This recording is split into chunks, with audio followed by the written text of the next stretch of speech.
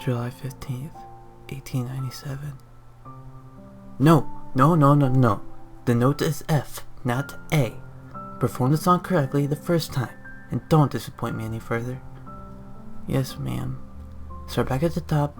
For every mistake you make, you repeat the song that many times over until you can finish the song without making a single error. Yes, ma'am. Obeying his mother's orders, Cyril continued to play his beloved violin. Although he loved playing the violin, he didn't particularly care for his mother's harsh words and punishments. Cyril didn't want to disappoint her, so he continued to play. Cyril, when the note to measure is F, how much more do you wish to anger me? His mother scowled and spoke with disdain. I'm sorry, I'm trying, I really am. See? Cyril tried to play the song again, but was interrupted by his enraged mother. No, you don't try to play correctly. You will play correctly. You are noble. You shouldn't be such a disappointment. Noblemen are supposed to set an example amongst the common people. So perform the song correctly the first time. I'm sorry, Mother. No! Stop apologizing. Just do it right the first time. There was a moment of silence until a frivolous woman in an elegant red gown appeared. Lorraine, there you are. The carefree woman looked to be in her high 30s. Her dark brown hair was tied loosely in a bun. Another woman dressed in a basic dark blue dress with an apron followed close behind her. She must be the woman's maid. Eliza, so nice of you to visit. Without the invitation on so short notice? Cyril's mother, Lorraine, spoke slowly in annoyance. Oh, please, I'm your sister, she said, smiling, and turned to Cyril, her grin fading. How's my little nephew? Not much progress is being made with him, his mother said, frowning. And yours? Eliza turned to show her own son standing behind her. He was a little taller than Cyril, and had slick black hair that was tied in a small ponytail. He looked a little unkempt since he didn't wear his jacket on all the way. Instead, he just had the sleeves on. When Cyril examined his face and posture, he noticed the expression in his blue eyes seemed superior and condescending towards him. He didn't seem like someone who was very accepting of others. Anthony's doing great, actually. His piano skills are extraordinary. Eliza spoke with delight. But I'm sure your son is trying his best too. His best efforts are mere shite. Lorraine crossed her arms. He's a noble and the son of his accomplished futuristic father. He should not be so far behind in his skills as he is now. Cyril's aunt furrowed her eyebrows. He's only 14.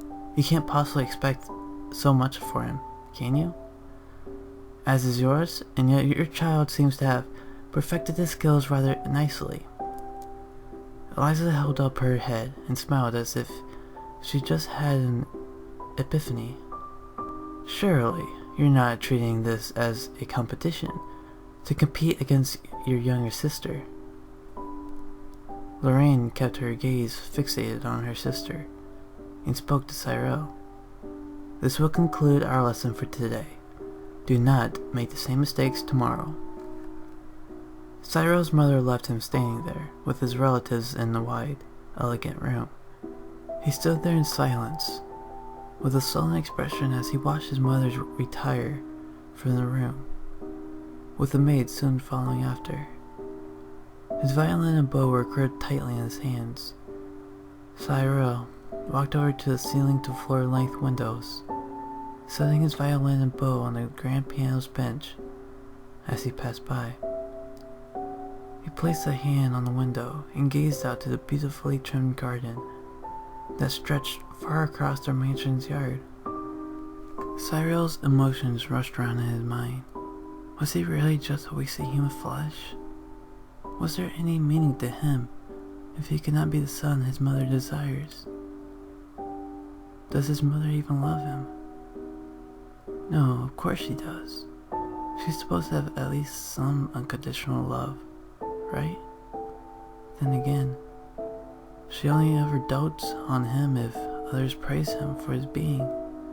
If he receives some sort of praise from someone, then her attitude will change. She's proud to have an accomplished son, not someone who relies on others in every way. Anthony, why don't you go play with Cyril while I deal with family matters? Eliza requested politely. Sure thing, he replied with a smile of innocence. As soon as his mother left, he gazed over to his cousin Cyril. A relatively evil sneer crept across his face.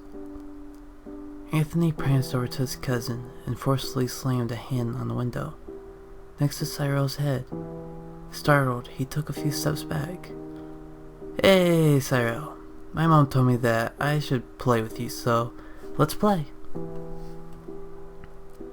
Anthony exclaimed with joy, though his smile seemed false. Oh, alright. Cyril felt a little bit taken back, since his cousin usually never wants to talk with him. So I hear that Auntie Lauren is making you take violin lessons. It's a shame that you practically suck at it. I can play. Really? That's not what my mother said. Anthony retorted. I can play. She just pressures me too much is all. And it makes me mess up. Well, she wouldn't think you're a disgrace to us nobles if you performed correctly. At least I actually have the skill of a true musician, unlike you. You can't play a song without making one error to save your life. Anthony walked towards Cyril, making him back up into the piano. Your mother is so ashamed of you, you know? She knows how inferior you are to me, which makes her feel inferior to her sister. She absolutely despises that. It's so funny to watch her flare up whenever my mom mentions you. I bet you were wondering yourself if your mother even loves you. But what's the love? You're just a disappointment. Just shut up! Cyril was infuriated with his loathsome cousin. He wanted nothing more than just to rip his tongue out to get him to stop talking. He could feel his hands tremble as he clenched them into fists. However, he couldn't deny what Anthony said. He did feel like a disappointment. He did feel as though his mother doesn't even care for him. However, the one thing that bothered him was the claim that his violin playing was terrible, even though Anthony never heard him play. How can you personally think my skills are horrible when you have never once heard me play? Cyril questioned his pretentious cousin. Alright, fine, play then. I would just love to hear it. A sarcastic tone rang throughout his words. Without saying another word, Cyril reluctantly collected his violin off the piano bench and stood in front of Anthony nervously. Well, go on then, he ushered. Taking a deep breath, Cyril placed the violin under his chin and glided the bow smoothly over the fragile strings. Cyril played a simple song. It wasn't too hard nor too easy for him to play, and the melody was a soothing lullaby. It had a very relaxing tune, but nonetheless, Anthony didn't seem impressed. Suddenly, Anthony snatched the violin away from his relative. What are you doing? Cyril tried to protest. Jeez, I knew you were bad, but I didn't think you were this bad. Anthony joked as he toyed with the violin in his hands. Cyril tightened his fists at his sides and glared fiercely at Anthony. Give it back! Cyril ordered sternly. Calm down. I'm just playing, remember? Anthony smiled cruelly. Besides, you don't deserve to handle such a beautiful instrument. Cyril glared at the infuriating person. Give it back! Anthony's smile faltered for a few seconds, but reappeared quickly. Shit! Why are you so serious? It's just a bloody violin. I want it back, now. Anthony mimicked Cyril's behavior, and the two stared each other down. I see. Well then, fine, here you go. Anthony reached his hand out to hand over the violin. Before Cyril could take a hold of it, the musical instrument suddenly met its fate with the floor. The violin collided with the wooden flooring, causing a loud, horrible musical sound to ring throughout the room. The base of the violin was widely cracked, with some of the tune keys broken, ruining the strings altogether. As if the violin is dropped again, the neck would break off from the base entirely. Cyril gawked at the ruined violin on the ground in utter shock. Oops, my finger slipped. Anthony was trying hard to suppress a laugh. You, how could you? Cyril slowly raised his head and glared at his fearless cousin with piercing eyes full of hatred. Just then, Anthony broke out into sudden laughter after witnessing Cyril's serious expression. Treating the matter lightly, he continued to laugh and joke about the broken instrument. Cyril gritted his teeth and tried to fight back the salty tears forming in his eyes. Not being able to hold back any longer, he lunged for Anthony to pin him to the ground. Just shut up already, you sick, egotistical bastard! I'm tired of listening to your irritating voice. Streams of tears poured from Cyril's eyes in fury. How dare you come to my home, treat me like trash, and destroy my precious violin? You call me a disgrace to nobility? Then what are you? All I see is a bloody, stuck-up, arrogant brat with no reflection of learning mannerisms. You... Cyril! Cyril's mother came trudging in after witnessing his violent act. By the time he stood up, Lorraine was already there, with her hand raised. Mother, The noise of her hand meeting his face echoed throughout the vast room. Cyril was hit so hard he fell to the floor, cupping his face gingerly where his mother struck him. He looked up at his assaulter. Not once has Lorraine ever struck him until now. He was utterly terrified and perplexed. Lorraine! Eliza stood back in horror as she entered the room. You disrespectful child, how dare you lay a finger on our guest? You should never... Lorraine noticed the broken violin on the floor. You, what did you do? You ruined the violin? You ungrateful brat! What have you done? You were supposed to be a successful violinist. Are you trying to put a bad word in our good name? On our long line of success? And what about me?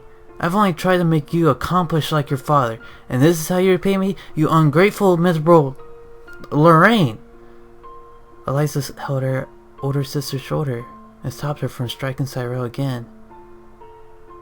She took a deep breath and calmed herself down, though her anger was still highly visible. Cyril, you will go to your room, you will stay there, and you will not say a word. His mother turned her back to her son and walked off. You are no noble, and you are not my son. Everyone was completely silent. Anthony glanced over at Cyril. He was wide-eyed, obviously in shock. Cyril, Anthony started but silenced himself when Cyril wiped his head around to face him. Tears streamed down his cheeks and his trembling hands were tightened to fists. Cyril cringed and looked away. He got up and ran straight to his room. When he got in there, he slammed the door shut behind him and leaned up against it. He cupped his face in his hands and slid down to sit on the floor. He clutched his hair and cried.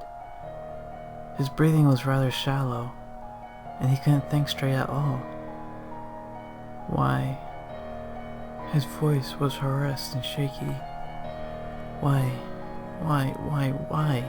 Why can't I do anything right? Am I really that worthless?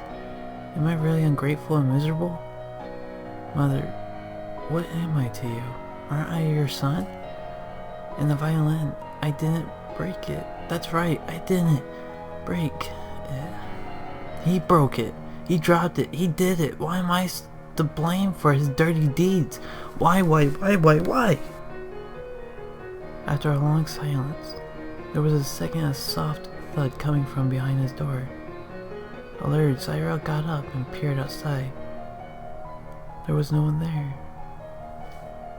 When he looked down, he saw his broken violin and bow. Cyril picked it up and carried it into his room.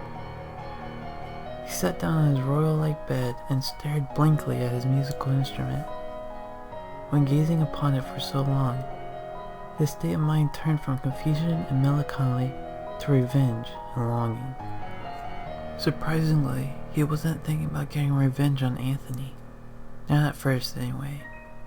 Instead, he was more intent on receiving his mother's love, the love that any child's supposed to have from a parent. As time passed on, Cyril's thoughts grew darker and bleaker. He wasn't as sad as he was furious.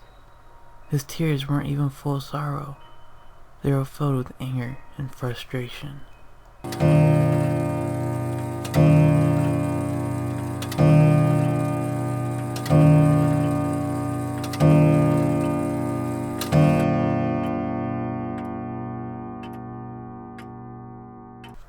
The large clock in his room told 9.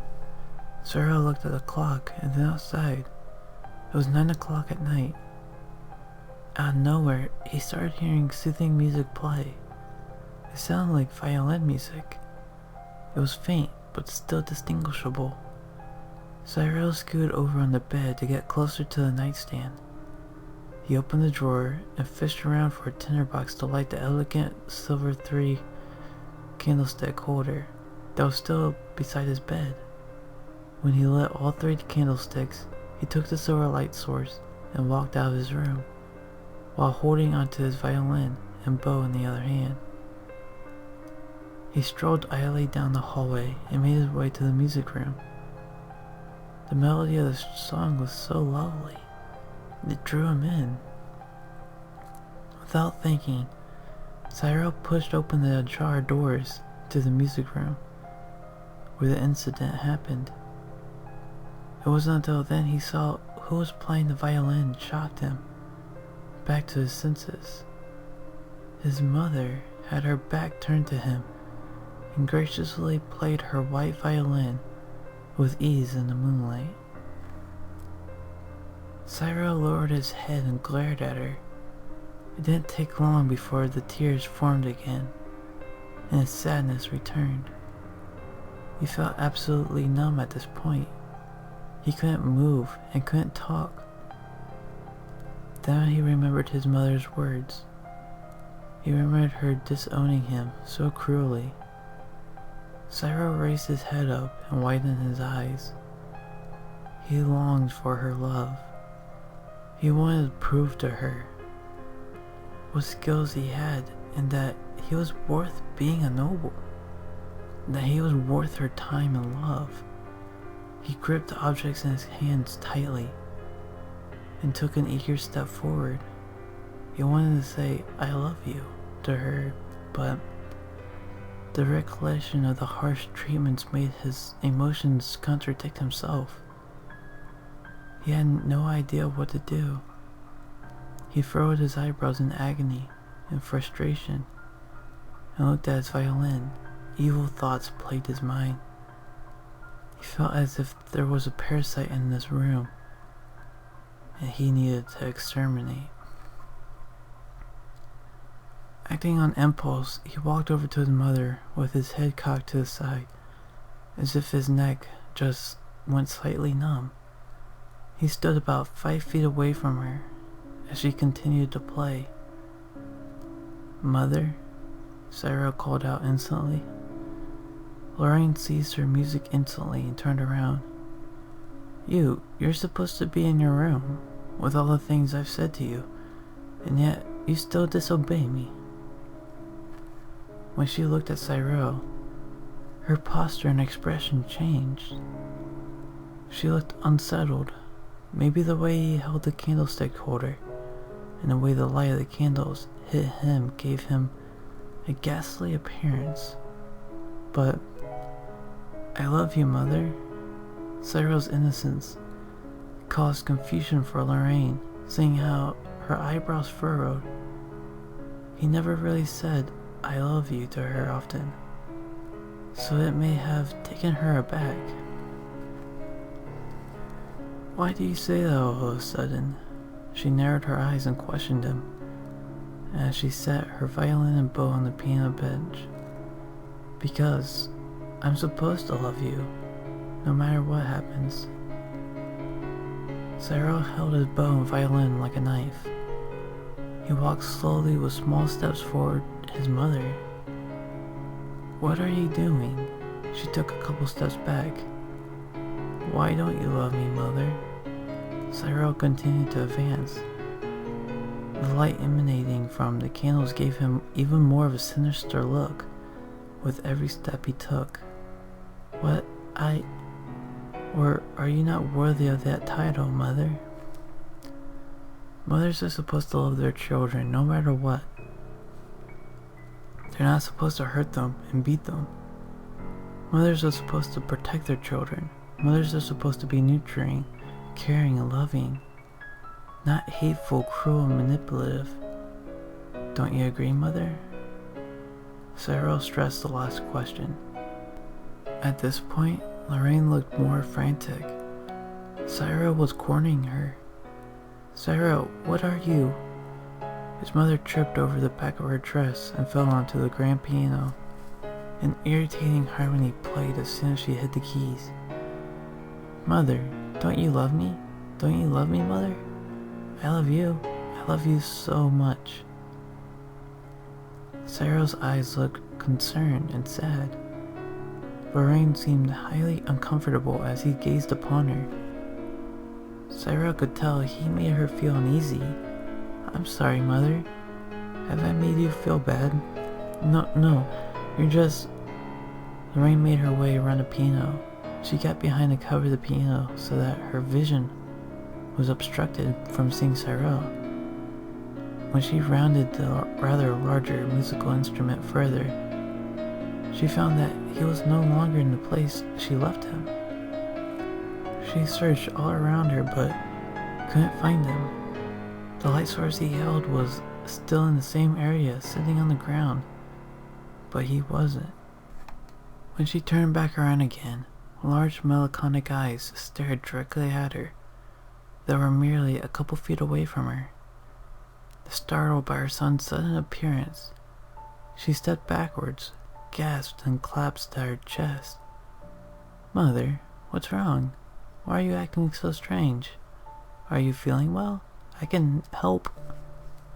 Cyril stepped closer to her. His eyes grew wider and more frenzied with each step. A soft smile stretched across his face. He was genuinely concerned, but there was more to it than that. "I'm fine, Cyril. Go back to your room this instant," Lorraine ordered nervously. "Let me help you. I know the perfect thing to make you feel better." Cyril took his ruined violin to play a song, but all that sounded was a horrible, eerie noise. "Oh, it seems my violin is out of tune. I should fix that." Cyril attempted to tune his violin and tried again, but the same ear-piercing noise continued. "Ah, I get this still out of tune. No matter, I'll fix it eventually." While Cyril tuned his violin again, Lorraine grabbed a silver candlestick holder on the ground and made her way out of the dark room. She hastily jogged out to the main staircase at the front entrance. As she ran up the stairs, Cyril entered the grand hallway and stood at the base of the stairway. "Mother, why are you leaving me? Don't you want to hear my beautiful violin music?" He played the violin with the same horrible sound. "No, it's alright. Go back to your room," She continued up the stairs in the dark. The only things helping her see where each step was were the moonlight and the candlesticks. She prayed to herself to not trip. "Where are you going, Mother? Isn't my music beautiful? Don't you wish to hear it?" Cyril walked up the stairs after his fleeing mother. Lorraine didn't respond. Instead, she hid in the direction of her room. Cyril stepped on the stairs and watched her run. "Mother, where are you going?" he asked her solemnly, lowering his violin. "Don't you want me to be a successful noble, Mother? Go to your room, Cyril," she shouted before she ran out of sight. Cyril stood there in silence. His worried expression shifted to annoyance and irritation. "Why? Why don't you love me? Mother!" Cyril climbed up the staircase. He followed her down the winding hallway she took, though he didn't know what room she fled to. He looked around and went into every room he passed by, but there was no sign of her. "Oh, Mother, I'm too old to play this kind of game." Cyril continued down the hallway and noticed the last room he needed to check was her own bedroom. When he tried for the door, it was locked. He continued to try and open the door until the handle finally broke off. "Mother, look, what happened? The door handle broke," he excitedly and jokingly exclaimed. Cyril stood back and examined the door. He knew he couldn't just break it down. He wasn't strong enough. When he stopped trying for the door, something moved in the corner of his eye.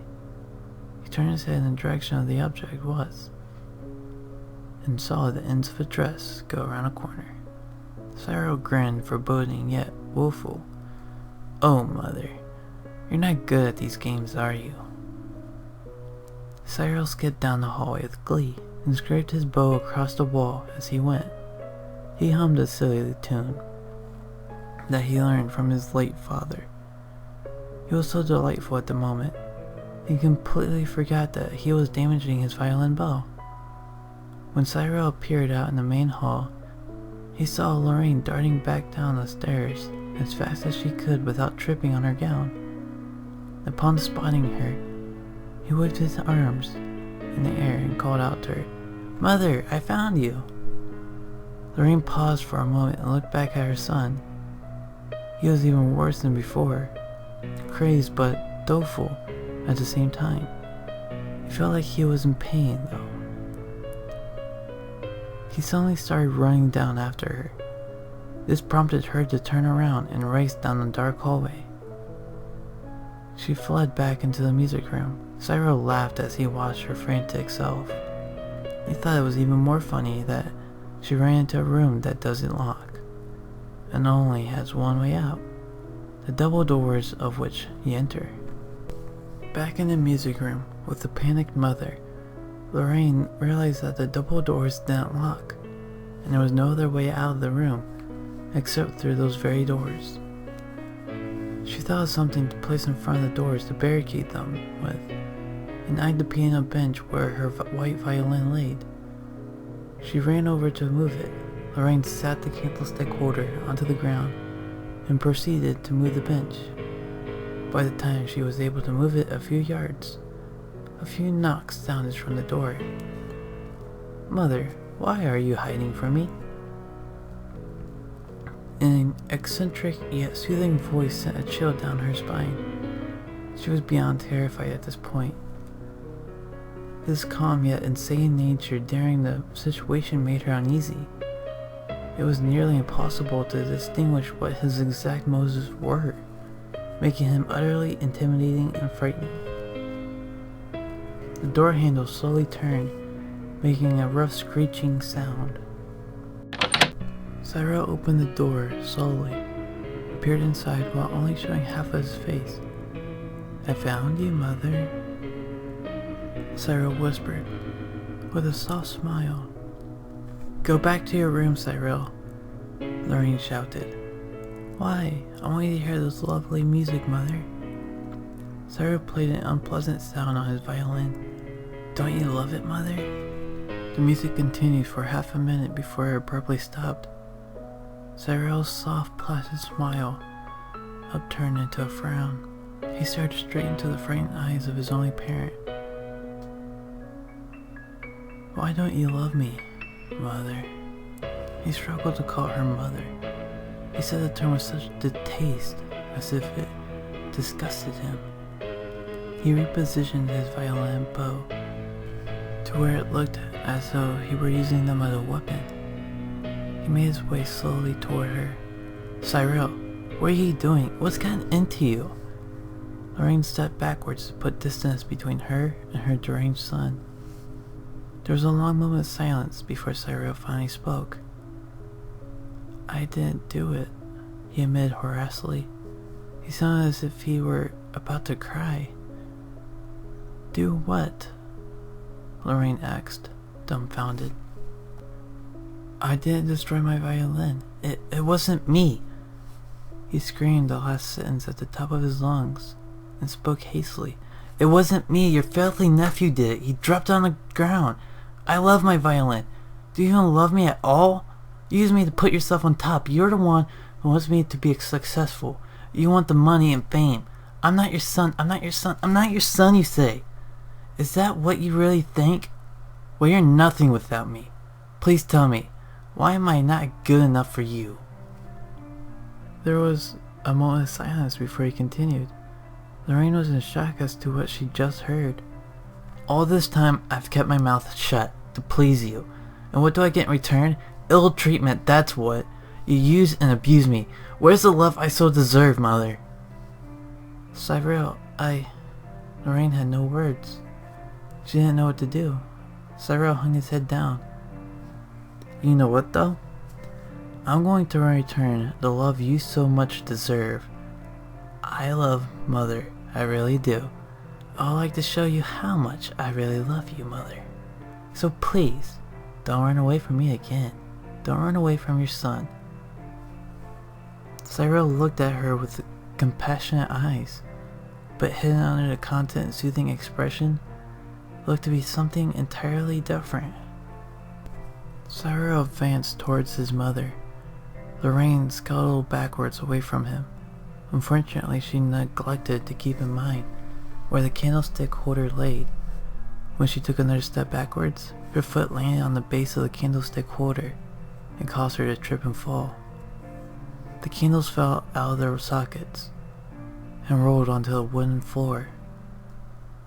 When Lorraine tried to impulsively grab the candles so they wouldn't catch the floor on fire, Cyril was there standing a couple feet away from her. Lorraine looked up at her frightening son and accidentally dropped her hand down on a candle. She recoiled her hand in reaction to the burning hot wax. Mother, you hurt yourself! Cyril kicked away the candle she reached for, which rolled toward the red-curtained windows. Cyril knelt down beside his mother, grasped her burnt hand gently in his hands, and whispered to her, Don't worry, Mother. I'll help you. I'll relieve you of your current pain.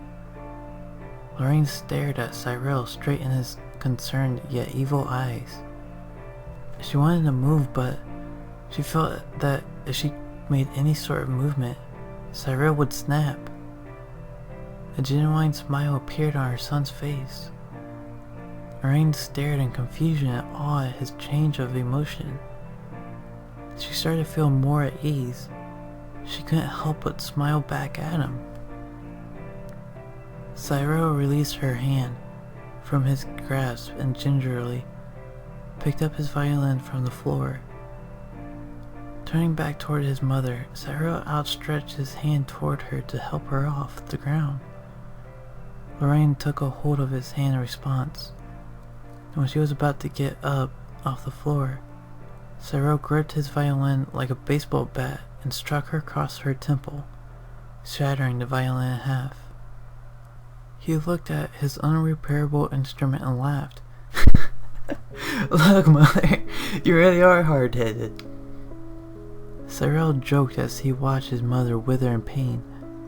As she held the side of her head in agony, Cyril climbed on top of her and pinned her down by her neck. Cyril, she choked out. Stop! What's wrong, Mother? I'm just giving you the love you so deserve, he told her, feeling offended. Don't you show your love this way too? Stop! Lorraine begged as she tried pushing him away. Why, Mother? Why would you want me to stop? Don't you want my love, Mother?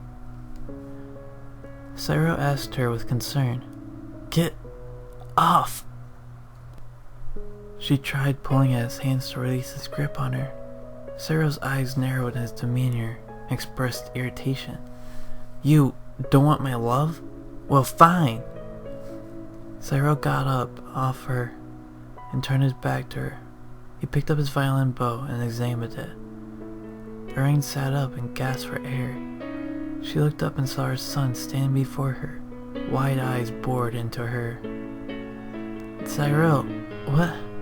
She tried to speak as she scooted away from him, but Cyril pinned her to the ground once again.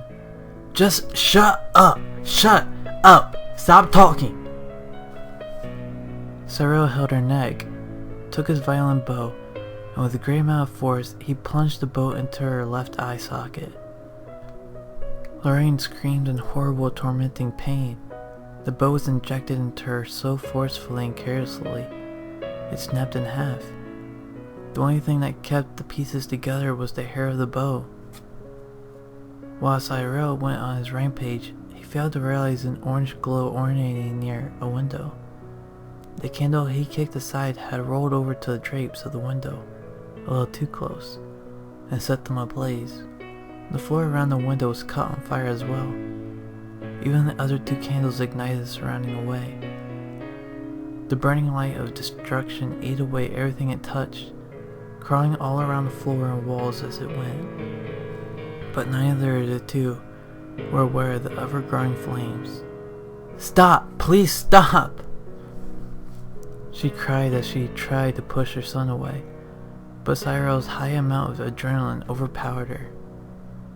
Cyril ripped the remaining piece of the bow out. Surprisingly, it didn't take out her eye. Shut up already! Why don't you love me? Why don't you love my music? Why am I not good enough for you? Cyril shouted into her ear while repeatedly stabbing her again and again in her left eye. You want a noble? I am a noble. You want a musician? I am a musician. What more do you want from me? I've done everything for you, and you don't even repay me with love. You just abuse me. You're the malignant, ungrateful wretch, not me. Cyril continued to stab her in the same area until all that was left of her eye was a gory, gruesome mush. The piece of the bow he used to attack her with was completely caked in blood and remains of the eye. He got up off his mother and looked at himself. His coat and vest were covered in her crimson blood. Cyril looked at his mother. Her left side of her face was dripping blood that ran down and around her dress. Lorraine rolled over on her hands and knees and held the left side of her face. There were odd crackles going on in the background. When she looked around, she finally noticed the fire consuming the music room from the inside out. The fire itself grew so large it took up a good portion of the room. She was so focused on her son, she completely neglected to take in her surroundings.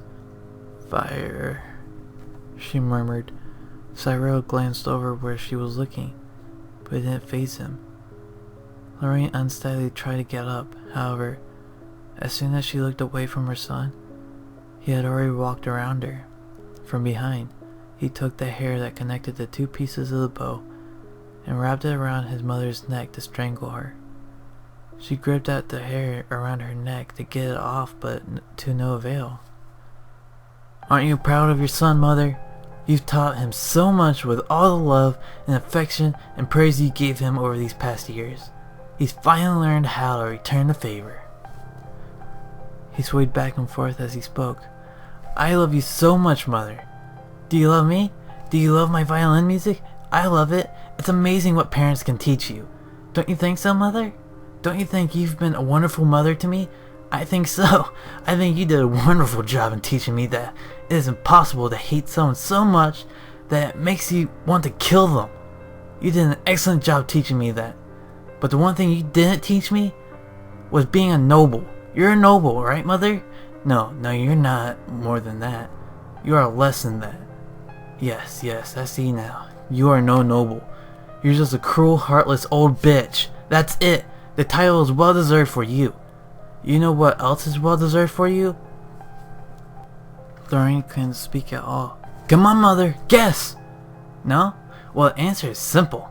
Your death. While Cyril went on, the fire almost circled around them, while debris rained from the ceiling.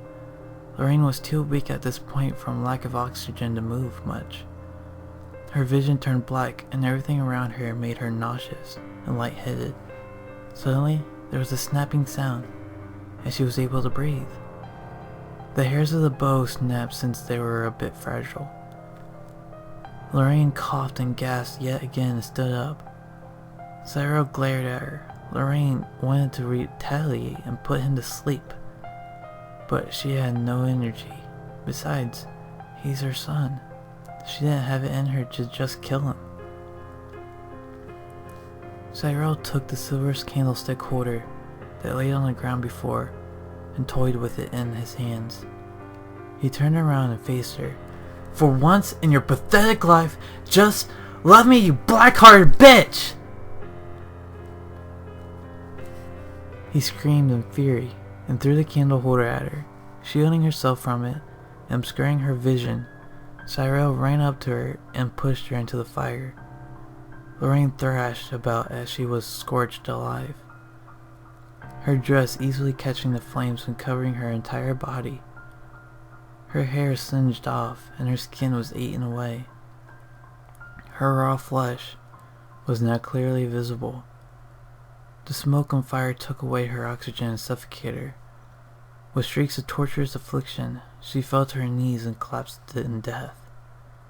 The rest of her dress, flesh, and hair burned away. The aroma of charred flesh filled the air. Cyril watched as her body was torn away by the carnivorous flames. She was finally dead, and he was relieved of her abuse. But he didn't smile. He didn't feel happy at all. In fact, he felt lonely, depressed, and regretful. He was guilty of murder and he knew it. Cyril fell to his hands and knees as tears started forming in his eyes. Mother, Mom, no, please no. What have I done? No, I'm sorry, Mother. I didn't mean it.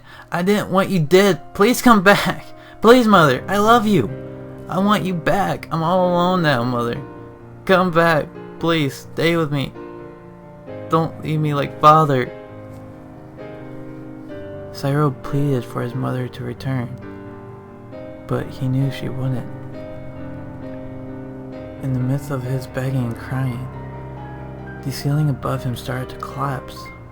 Avoiding the falling debris, he raced for the double doors. As soon as he got to them, he stopped and remembered the white violin on the piano bench. He sprinted for the violin and nearly got hit by another falling beam. When he turned around to make his escape, the ceiling collapsed by the door, blocking him in. Cyril looked around for another escape route. The only other place he could go was through the windows. He looked around for something to break them and found a nearby chair. He sat the violin on the ground, took the chair, and threw it at the window. The window shattered to pieces. However, the flame was burning fiercer now because of the sudden oxygen intake. Cyril grabbed the violin and jumped out the window. He ran around to the front entrance and watched as the mansion burned. Employees of the mansion ran out of the front entrance and gathered together on a drive. His home was destroyed, along with the memories within it. He had nowhere to go, no one to be with. He was alone. Cyril sat on the ground and held his legs to his chest. Streams of tears flowed as he wailed. He had no idea what to do now. He prayed for his mother to come back again, but he already knew she wouldn't. July 21st, 1897. A week later, a funeral was held for Lorraine. All that was recovered of her were parts of her skeleton placed in her coffin. The only people in attendance were Cyril, his cousin Anthony, and his aunt Eliza. Friends, family, and the employees of the mansion were invited to the funeral, but little to no one showed up. Apparently, none of them liked Lorraine. They were underpaid and constantly treated harshly, so hardly any of them thought it was necessary to show up to a wicked woman's funeral. After the coffin was buried, Eliza offered Cyril to live with her and her family. He accepted and went along with her, while Anthony was not too thrilled about the notion. Later that evening, when Cyril was in his room putting his belongings in the proper place, Anthony walked in, leaning up against a wall. "I know it was you," he stated as he crossed his arms. Cyril stopped what he was doing and looked at his cousin. "What are you talking about?" "Oh, don't play stupid. I heard from your former maids. Apparently they heard your mother's cries for help and witnessed you chase her into the music room. You two were the only ones in there, so obviously you must have killed her and set the mansion on fire too, to cover up your crime." "That's a lie. The fire wasn't my fault. It was an accident," Cyril protested. "Oh, so you admit to the murder then?" Anthony smiled with mild content. "No, that's not. It's okay. I'll keep your little secret," Anthony taunted. "As long as you do as I say and cooperate, we shouldn't have a problem.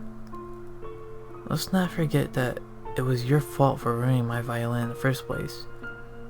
If you would have just left me alone, none of this would have ever happened." "Well, guess what, my dear cousin? It happened. Now you're living in my home, so you live under my rules." Cyril couldn't go against what he said, and he was afraid of what might happen to him if Anthony exploited the truth. Abiding his cousin's threat, he folded his arms and gave in. "Fine, we'll play this your way." Perfect. A few hours later, Cyril decided to stroll about the mansion with his mother's violin in hand to figure out his layout. He didn't go anywhere without it. It was the only thing he had left of her.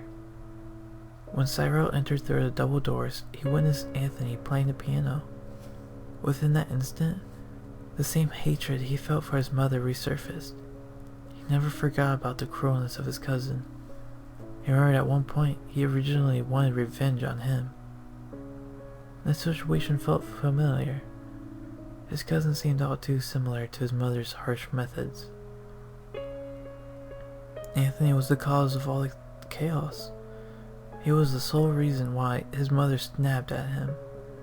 He was to blame for ruining his violin. This one moment seemed nostalgic for Cyril, and he hated it. This was the exact way he started the tragedy upon his mother. He remembered why he wanted to do it, why he wanted to kill her. She hated him, she hated his music, and he hated her. He hated her and her cruel treatments. All those horrible thoughts of her exploded in his mind as he watched Anthony play the piano. He couldn't bear it. He couldn't stand seeing Anthony and be reminded of his twisted mother through him. Cyril couldn't stand to be around anyone who resembled her in the slightest. Anyone who is as monstrous and as wicked as his mother should never exist. He felt that nobody should have to put up with what he went through. All those insidious and heartless humans should be extinguished. They're merely pests anyway. He gripped his mother's violin tightly. He felt that there was a parasite in this room that he needed to exterminate. With all he knew, there may be several parasites in this world that should be dealt with. But vengeance was first on the list, and only the beginning.